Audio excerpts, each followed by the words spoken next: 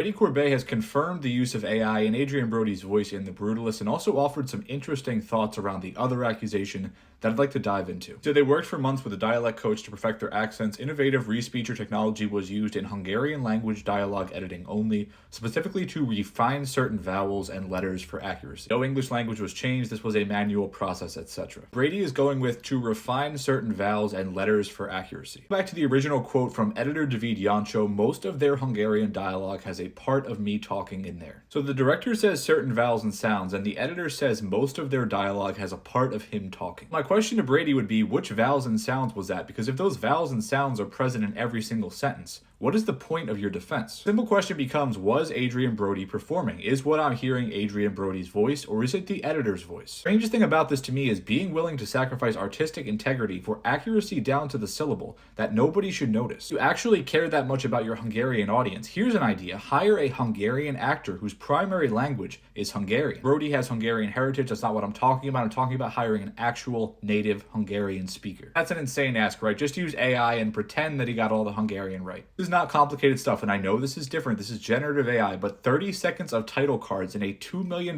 budget Australian independent horror movie sets y'all on fire. If this isn't okay and we're taking a hard stance on AI, why is it okay for 2 minutes of someone speaking who might win Best Actor? The argument here was, oh, it's going to set a precedent. Everyone will think it's okay now. If you give a Best Picture to a movie that uses AI, that is setting a precedent. It opens the floodgates. Really interesting part of the Brutalist conversation comes around its generative AI. This is where we need to pay close attention to what was originally said by the editor and what Corbet said. The editor said it was used to conjure a series of architectural drawings and finished buildings in the style of the fictional architect. If you read deeper into this, the accusation was not that the finished product was created with generative AI. It was that generative AI was used to render the designs, which were then hand-drawn by their artists. There are so many people that would have been thrilled to do those original drawings. You did not have to pay a lot for that. Let's look at what Brady said. Judy Becker and her team did not use AI to create or render any of the buildings. All images were hand-drawn by artists. You see, this can be true, and generative AI could still have been used because the accusation was that generative AI was used to create a framework which was then copied by a person. I think Corbet chose his words very carefully to work around that accusation, but if he is fully telling the truth and not a hint of AI was used